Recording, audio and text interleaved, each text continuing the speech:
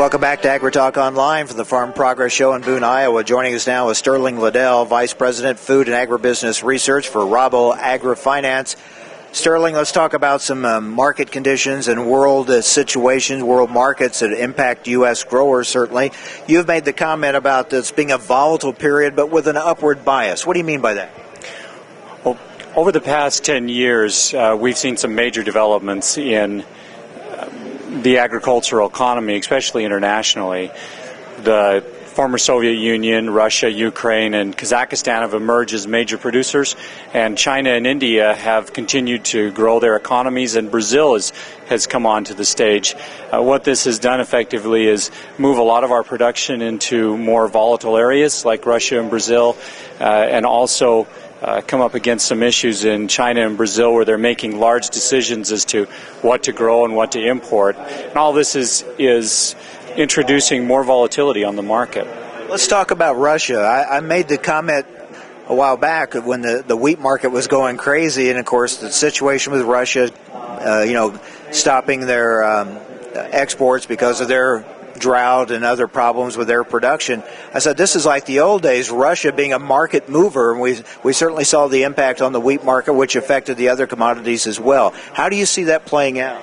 Well, the Russia, Ukraine, Kazakhstan area has become a major exporter of grain over the past 10 years, and resuming a position of market power within the global economy. And what that does is when they have volatility, it really does translate on to the global markets.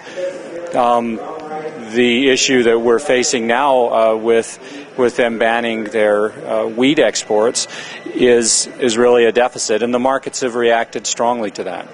But I've been surprised how quick that impact came, considering the overall stocks of wheat are still very good. I mean, it's not like there was a shortage of wheat. Yes, at the same time that Russia has been increasing their ability to produce grain, they've also been increasing their consumption of grain. So they've increased their poultry herd by 18% over the last 10 years. What this does is requires them to feed at a certain level, and now rather than being a major exporter, it's estimated they'll actually have to import about 6 million metric tons into their system just to keep stocks at a reasonable level and also feed their livestock. How much of that do you think will come from the U.S.? Right now, Russia has asked Kazakhstan not to do any exports and asked Ukraine to reserve exports. So a lot of that will probably come internally, but it does create deficits on the global market from contracts that Russia walked away from in the Middle East. So there is an opportunity for U.S. grains to eventually filter into some of that. There probably will be some rationing and usage of stocks, but additional demand for U.S. crops is also estimated. What we're saying here, in a global market, it's a domino effect. If you have to start moving in one market or withholding what would have been going out, they're keeping it internally there. That affects somebody else, which affects somebody else. So it does have a domino effect. Especially when a country becomes such a major exporter of grains, if something critical happens, like the worst drought in the last 50 years, which is what Russia is experiencing, then you will have a very quick response in the futures market.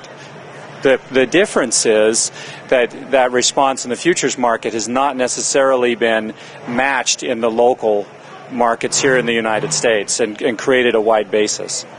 Let's talk about China, because just in sheer volume, they're able to move the needle one way or the other pretty quickly. What do you see happening there?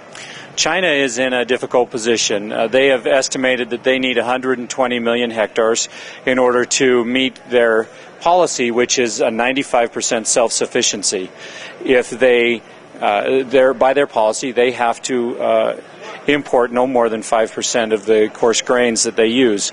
At the same time, they have demand growing for swine production and pork consumption, and they have a strategic policy that they want to be self-sufficient in pork as well.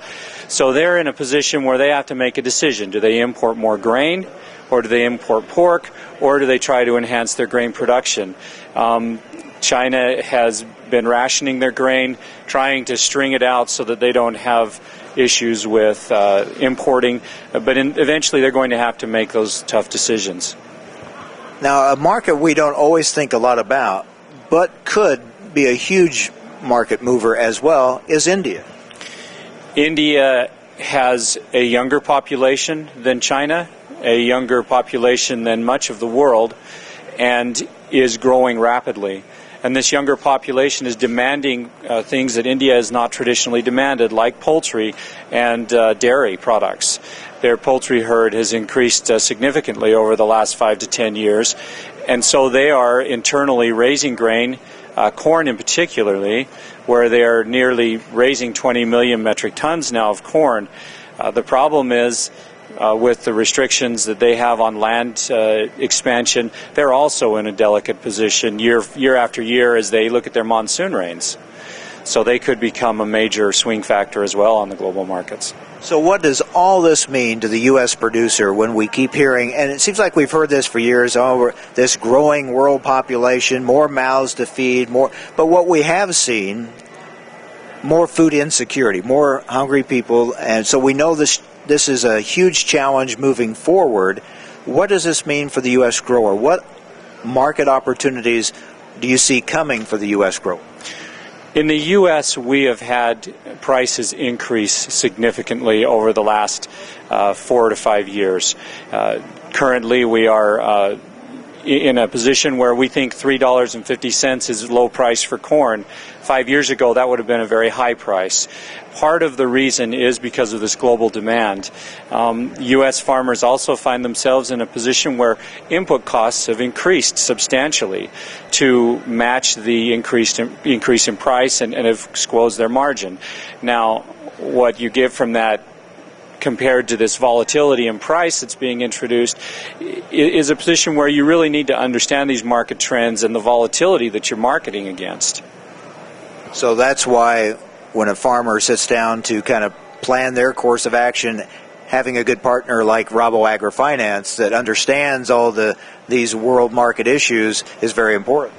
Absolutely. Rabo AgriFinance is focused on relationship lending, and when we make a deal and we get involved with a producer, it's for the long haul. It's to make them successful and to help them the very best to be successful. And to do that, we have to understand the market trends ourselves and what's happening. One thing we know, the demand for food is going to go up, right? I mean, it's a growing demand. This year is a good example. As Russia has experienced their drought, demand has not necessarily fallen off substantially. U.S. farmers have seen a wide basis because elevators have expected larger yields. But as we continue to watch this unfold and we start to understand the U.S. corn yield a little bit better, we will start to see the impact on the U.S. markets as well. All right, Sterling, thanks a lot.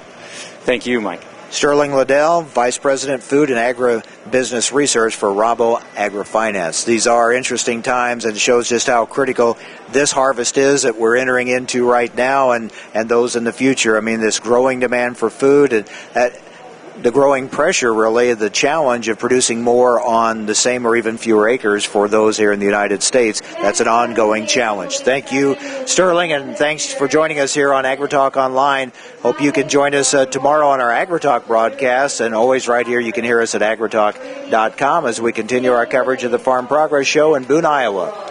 I'm Mike Adams. Thanks for joining us on AgriTalk OnLine.